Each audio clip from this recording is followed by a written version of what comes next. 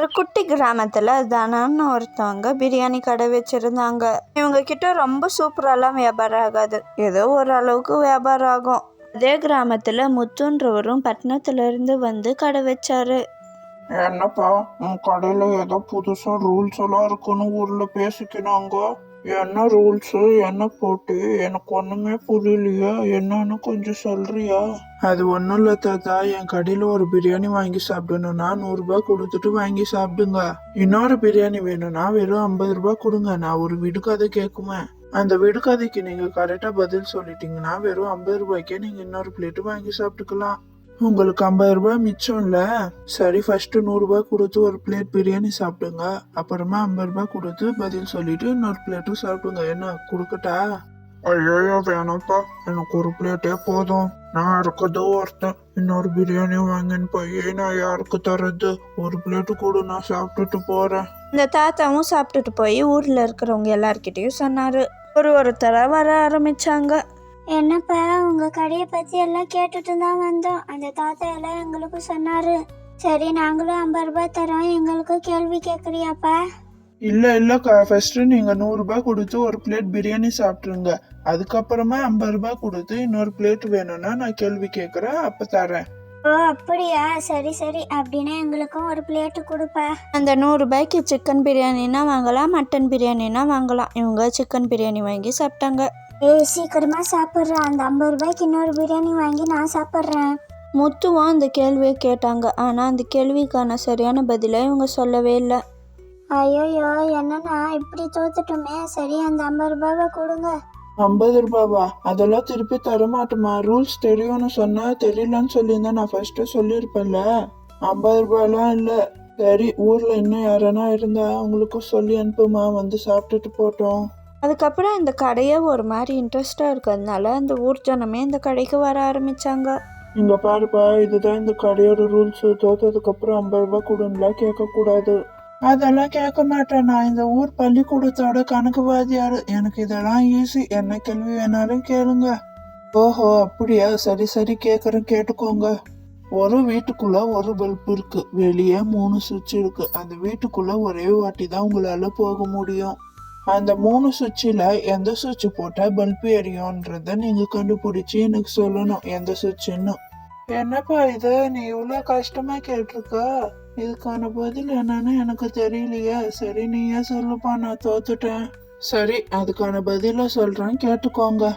முதல் சுவிட்சை போட்டுட்டு ஒரு 10 நிமிஷம் நீங்க வெயிட் பண்ணணும். 10 நிமிஷம் ஆனதான் அந்த முதல் சுவிட்சை ஆஃப் பண்ணிடணும்.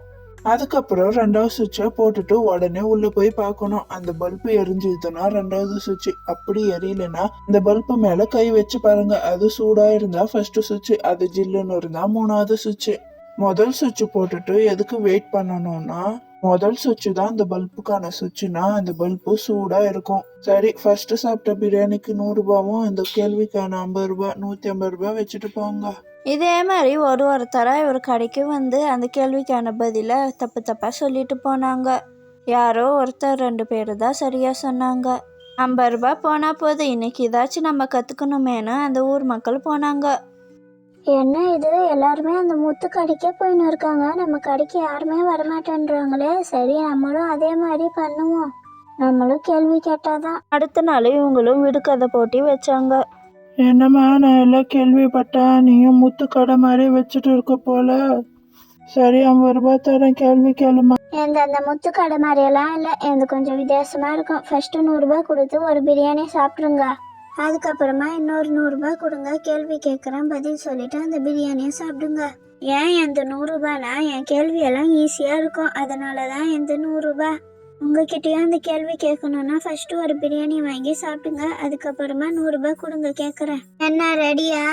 முத்து கடையிலேயாச்சும் பரவாயில்ல, சிக்கனும் இருக்கு மட்டனும் இருக்கும். உன் கடையில வெறும் சிக்கன் பிரியாணி மட்டும் இருக்கேம்மா, இதுக்கேவா 100 ரூபாய்? ஒரு 50 ரூபாய் பிளேட்டுன்னா கூட பரவாயில்ல. சரி கேளு. நான் நடக்க மாட்டேன், ஓடவும் மாட்டேன், ஆனா எல்லாரும் என் மேல நடப்பாங்க. நான் யார்? உன் கொஸ்டின் என்னம்மா இவ்வளோ சிம்பிளா இருக்கு? இதுக்கு ஈஸியா பதில் சொல்லிடலாம், தர. என்ன கரெக்டா? தரலாம் இல்ல, இதுக்கான ஆன்சரு செருப்பு. நல்லா யோசிச்சு பாருங்க. செருப்பு எப்படிமா ஆன்சர் வரும்? தர தானமா வரும், தர மேல தானமா நம்ம நடக்கிறோம். செருப்பு மேலேயா நம்ம நடக்கிறோம்? செருப்பை போட்டுன்னு தான் நம்ம நடக்கிறோம். என்னம்மா இது வெறும் பித்தலாட்டமா இருக்கு உன்கிட்ட? தரலாம் இல்லை, அதெல்லாம் எனக்கு தெரியாது. செருப்பு தான், எனக்கு செருப்புன்னு தான் எல்லாம் சொல்லி கொடுத்தாங்க. ஒழுங்கா கொடுத்துடு 200 ரூபாவை. என்னம்மா நீ லூசுத்தனமா பேசின்னு இருக்க? செருப்பு மேல போய் யாரன்னா நடப்பாங்களா? செருப்பு போட்டுன்னு தானம்மா நடக்கிறோம். செருப்பை போட்டுனே நம்ம தரையில தாம்மா நடக்கிறோம். உன் கடைக்கு போய் வந்த பார்த்தியா, என் புத்திய நானே அடிச்சுக்கணும். முத்து கடையிலயாச்சும் பரவாயில்ல, 50 ரூபாய் போனா கூட போதும், உருப்படியான ஒரு விஷயத்த கத்துக்கிறோம். உன் கடை இருக்கே, இப்ப தெரியுதா உன் கடைக்கு எல்லாரும் ஏன் வர்றது இல்லைன்னு. இந்த புடி 200 ரூபாவை. இந்த 200 ரூபாவை இல்லாதவங்களுக்கு கொடுத்ததா நான் நினைச்சுக்கிறேன். என்ன இவர் இப்படியெல்லாம் திட்டிட்டு போறாரு? ஒருவேளை தரது ஆன்சரா? எனக்கே கன்ஃபியூஸ் ஆகுதே, என்னன்னு தெரியலையே. ஐயோ, இந்த வீடுக்கு அதை போட்டி வச்சா நம்ம கடை ஓஹோன்னு போகும்னு பார்த்தா இப்படி ஆயிடுச்சே. இதே மாதிரி போயின்னு இருந்தா நம்ம கடை ஃபுல்லா இழுத்து மூட வேண்டியதுதான். வேற ஒருத்தர் 2 பேர் கூட வரமாட்டாங்க போல. நான் நடக்கவும் மாட்டேன், ஓடவும் மாட்டேன். ஆனால் எல்லாரும் என் மேலே நடக்கிறாங்க. யாருன்னா? இந்த கேள்விக்கான பதில் உங்களுக்கு தெரிஞ்சால் கமெண்ட்டில் சொல்லுங்கள் ஃப்ரெண்ட்ஸ். இந்த அக்கா கரெக்டா, இந்த அண்ணா கரெக்டா? உங்களுக்கு வேறு ஏதாவது வீடு கதை தெரிஞ்சாலும் கமெண்ட்டில் சொல்லுங்கள் ஃப்ரெண்ட்ஸ். அடுத்த வீடியோவில் பார்ப்போம். பாய்.